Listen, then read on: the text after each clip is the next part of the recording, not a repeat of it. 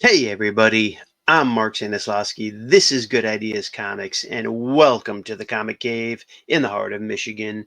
As tonight we talk about one of the best indie comics that ever came out from Paranoid Press, GI Government Issued, and we're going to talk about this book because I think it is a hidden gem that nobody knows about that I think should be talked about.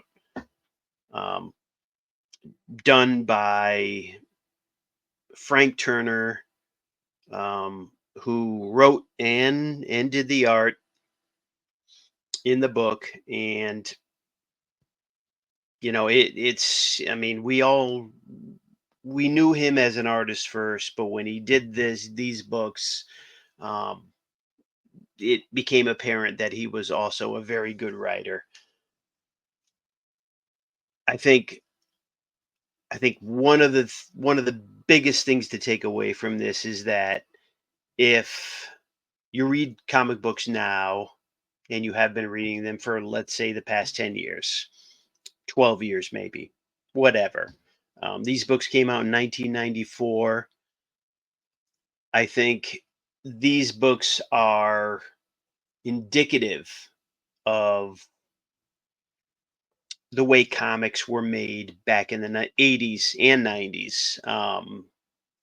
And we're going to go into this because this is definitely an unbelievable book. And so let's open it up, and we're going to right off the bat, we're going to look at this page right here. Okay, because Frank Turner himself put a little blurb on the inside cover page, and he talked about how originally this book was going to be in color, but the orders he got on it were only 3,000 copies right there. 3K. Okay, so all for all you, you know, Marvel and DCophiles, for all you YouTuber video people who think that 25 to 30K um, copies is a low print run on a Marvel and DC book, that's utter bullshit. Um, we know this. Okay, first issue, 3,000 copies for Paranoid Press's Frank Turner, GI Government Issued. I mean, come on.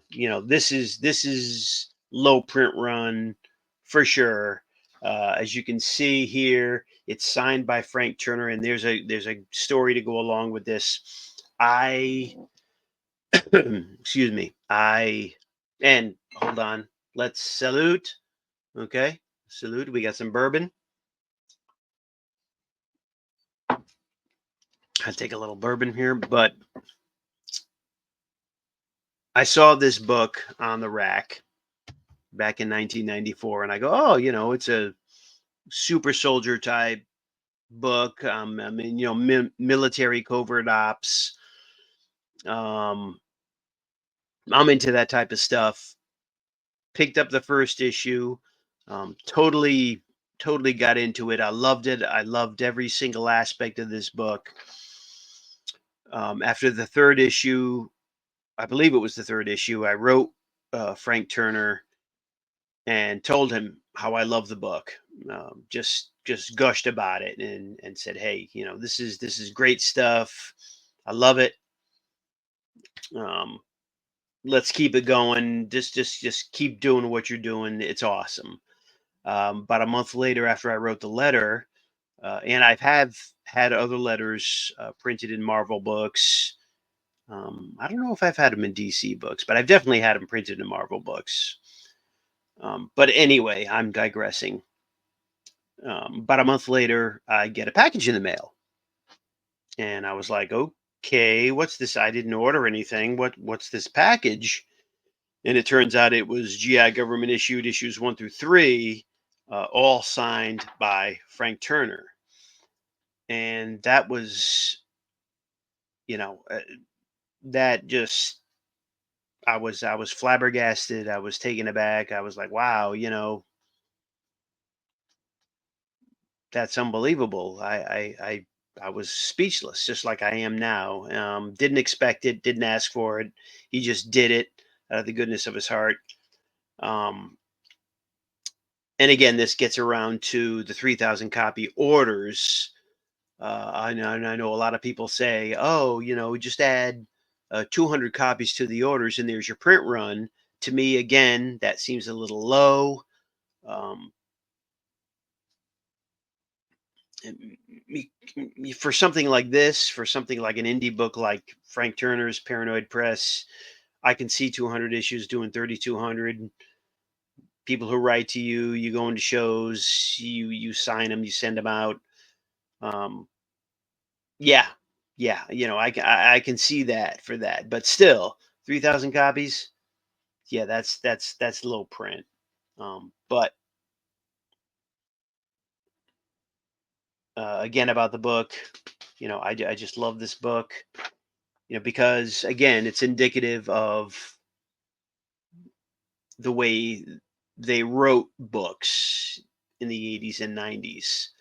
Um, as you can see here, Frank Turner's art is unbelievable. And let's talk about Frank Turner, right? Frank Turner, before this came out, he had done a lot of work for EC, who's still publishing today. As a matter of fact, they do basically strictly FemForce. But back in the 80s, 90s, they did a bunch of stuff in the 80s. Geez, they had what did they have? They had Captain Freedom. They did a Blue Beetle. They did all the Charlton Heroes specials. Um, they had what was it, Black Diamond, by Paul Galassi, which we're going to get into this. We're going to get into Black Diamond. That was supposed to be a movie with Sybil Danning, but again, I'm digressing. We're going to get into those later on in the series here. But yeah, he had done a lot of work for AC. He had done work for Innovation. He had done work for Imperial. Done work for Caliber Press, Millennium, Malibu Eternity. He did an issue of Deathstroke for DC. Did an issue of Team Titans for DC. He inked an issue of Night Thrasher, or at least a partial issue of Night Thrasher for Marvel. Decided, hey, I'm going to do my own shit and put out GI Government Issued, and this is just a masterwork. We open with this, this person. He's leaving this project, um, this government project, and again, we get this mystery. Okay, this guy's leaving this project. He says something about mass murder. I want to know more. And then we see this thing about GI Government Issued. He's taken out some terrorists. We find out it's a training exercise, which is fine. I mean, look at the artwork. I love this. I love this artwork, and then we get into some information. We have information, about how the government wouldn't want to work with a guy in costume, and we find out he has abilities. GI Government Issued has abilities, and he's a short guy. Again, Wolverine's supposed to be a short guy, 5'4". This guy's probably about the same size, 5'4", 5'3", 5'2", maybe. He's supposed to be a short guy, but he has abilities. And we see a lot of government double dealings, and we get to see uh, this GI Government Issued unmasked, and he's talking about, again, we get information. We get this guy here who has this mutant head, and again, we get information about GI Government issued uh, father who works for the government, and this guy doesn't like GI Government Issued's father. So there's a there's an origin there. So we just get snippets, we get tidbits, and it makes you want to come back for more, which is what I loved about this book. See, you don't see that nowadays in comic books. Okay, everyone nowadays is they want to write comic books like they write a TV series, or they want to write for the trade paperback where you'll get one story for 6 issues. You might get a subplot here, but everything's tied up by the end of 6 issues, so they can throw it in a trade paperback because that's where the real money is for comic companies, right? Let's not talk about let's not bandy about the subject. The real money is in trade paperbacks, and a lot of people decided, hey, I'm going to trade weight this story, or I'm going to trade weight this title, and I'm just going to pick up in trades so I can get a big bunch. So instead of saying, okay, we see this, Marvel and DC saying we're going to start just putting out trade paperbacks of original stories. They're like, oh no, we're still going to put our floppies. I mean, I guess the floppies are still making enough sales, so they're making money, but that's a whole other subject that we'll get into on another video. I already have other videos talking about what used to be in the 80s and 90s. You can look back and look at my videos, and you'll see what I believe, what I think is what they should be doing. But at any rate, again, I'm digressing. Let's go back into it. GI government issued, again, you have subplots, you have subterfuge, you have covert ops, you've got all of these, you have information, but hey, you have questions, and you're like, hey, I want to know more about what's going on with these characters, this character in particular. What's his deal? What's his origin? What's his deal? And then we have a hijacking on a plane. Uh, Weirdly, the plane is on the tarmac. After all, their target was this guy. As you can see him getting killed. Kind of would like to see a little more blood and gore, but that's just me. That was their target all along. But it's just, you get information, but then you get other questions, and you're like, oh man, I really want to keep reading this book. See, next issue, and we're talking about the hijackers, and he advertises for somewhere in the future, Manhunters from Paranoid Press. Frank Turner also did this book, Manhunters.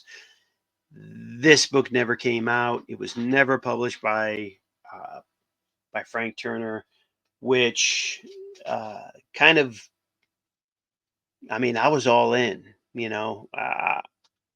Manhunters came out, I was buying this book, um, which is unfortunate. Unfortunately, Frank Turner is no longer with us.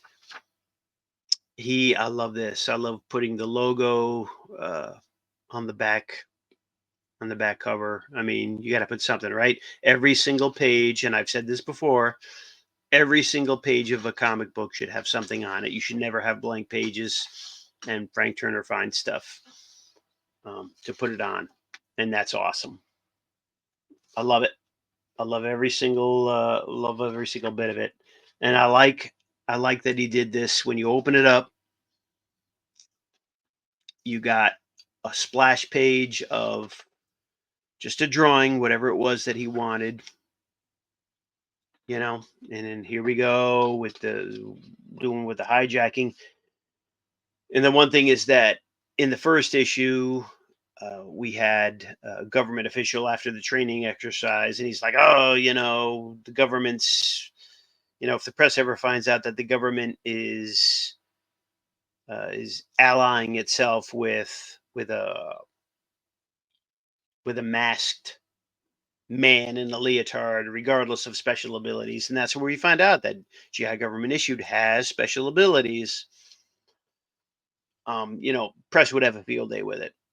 And again, here we get the same thing. We get, oh my God, after GI government issued, not crazy about, where was it?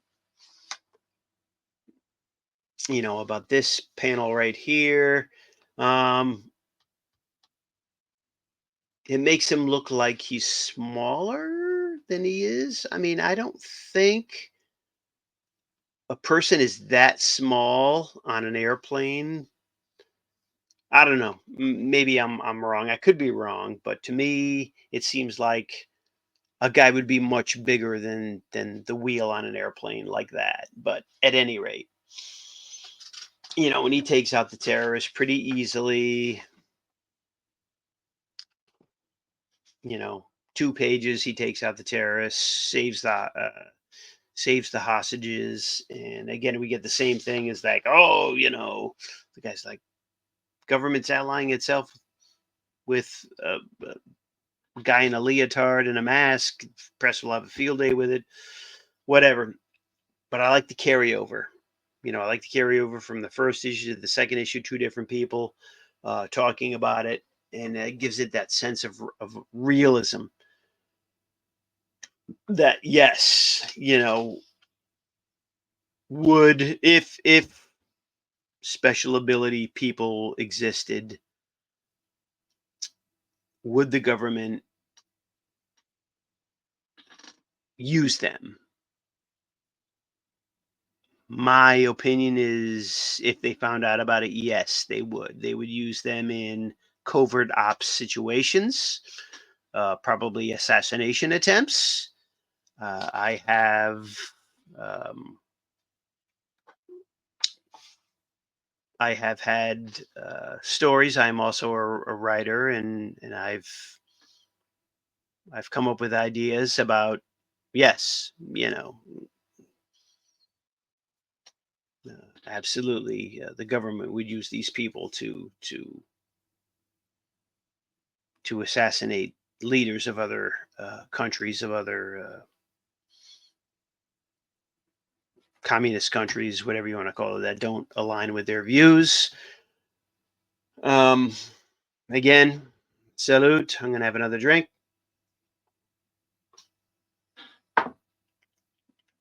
as we continue talking about GI government issued.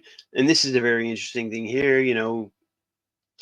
As we see this other assassin. Now, here's a little good interlude of a serial killer. I would imagine that this is going to come to fruition in another issue. Okay, I like the little subplot here. All right, that's cool.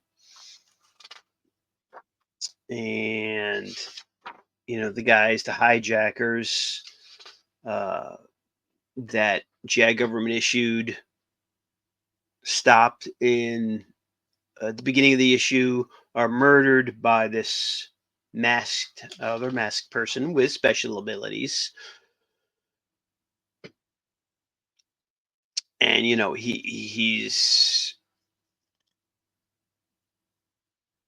obviously, he's like a Deathstroke type character, right, with abilities. And he's like, oh, this guy's like, of the I've got another target for you. He's someone a lot like yourself. And the guy says that remains to be seen. So we're setting up a confrontation between GI government issued and this assassin who also has abilities. I mean, you know, guys, come on. Great art, great story. You got a ton of subplots. You have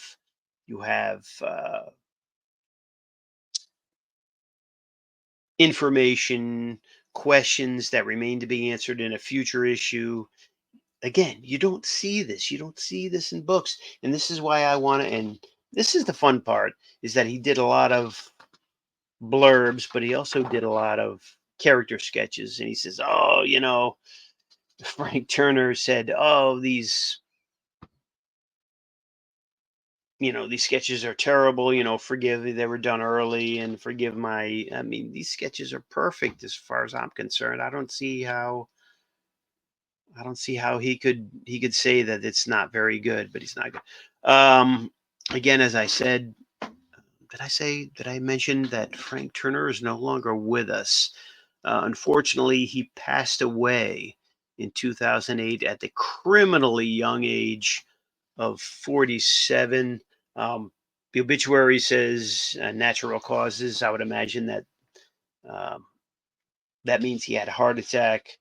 Again, we see Frank Turner signature, issue 3, and we're just, it's just unfortunate.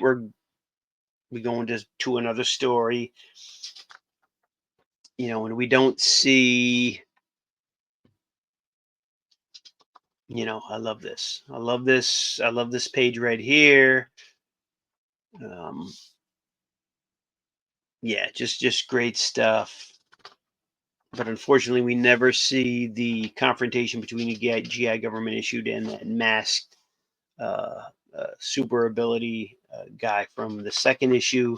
He probably um, Frank Turner was probably keeping that for the fourth issue. But I mean, look, it's such great art, even in black and white. Even in black and white, um, it's such a great book. I mean, look at that. Look at that. That's tremendous. I love it. I love this. I love reading all these 3 issues constantly. It's just great stuff. I mean, this one could have been a little too long. That's probably a little too long scene, but and again, we get Frank saying, "Oh, there's some other characters I come up with, but the art is terrible." How can you say this art is terrible? Come on, man. Um, yes. My theory on look at this. He's such a great artist. Such a great art. Wow, look at that. Such a great artist. How can you say? I love it. I love Frank Turner, and it's unfortunate that he's no longer with us. Um, yeah. So, and here's the thing: issue 3, next issue, GI government issued against the masked assassin.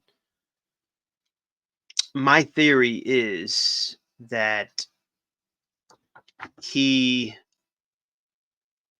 solicited the fourth issue. So now we know issue 1, 3,000 in orders. Issue 2, yeah, I mean, normally for indie books, maybe we're looking at a 40-50% cut in orders. Maybe not quite. Okay, because issues 1 and 2, you can find on My Comic Shop. The third issue you can't find on My Comic Shop. It's probably a little more hard to find, right? Okay, so instead of rare, I see YouTube people saying instead of rare, they're using hard to find. And issue 3 is probably hard to find. I have 2 issue 3s. One signed by Frank Turner, another one that I bought off the shelf. Again, digressing, but I think I think he solicited. So issue 4 was probably all drawn. It was all done. He solicited issue 4 for orders. The orders came in so low that he wasn't going to make money. He was going to lose money on it. So he just stopped. Again, when I got these issues from Frank, he never sent me never sent me a note saying, yeah, we're done after issue 3 or whatever. He just sent these 3 issues signed by him. And I'll, I'll, I'll always treasure these issues for as long as I live. And I hope that other people out there, new comic collectors, search out these issues and find them and read them because they are some of the best indie comics that you've never read or never heard of. He really did a great job of writing it and drawing it. the subplots, the information that he gave you, but then he left it open ended. So it's okay, so that other questions would arise, and you would have to get the next book uh, in order to get answers to those questions. And then the answers to those questions would just leave more questions that you'd want to get answered. And that's how you make comics. Okay? Forget the trade paperback, forget the 6 issues, forget all of that stuff. This is how you make comics. If you're going to do a serialized series, and I love this book, and there's not too many books that do this type of thing. I think Roger Stern was really good at it in anything he wrote. The Superman, the Amazing Spider-Man, Spectacular Spider-Man run that he did. Still probably one of my most favorite Spider-Man runs ever. Was the Roger Stern run. He knew how to write. He wrote just like this, and yeah, yeah, awesome. So if you want to search out these issues, 1 and 2, I know are available on mycomicshop.com.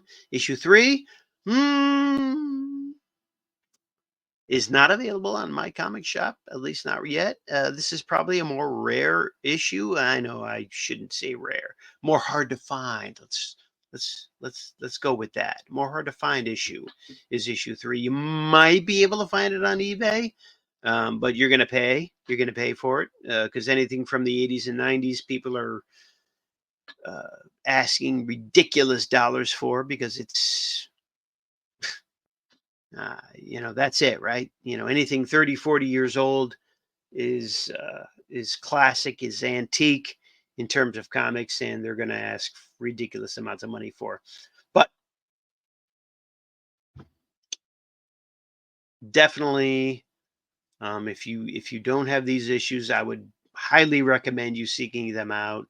Um, Even for the story, it's a great story. It's a great character.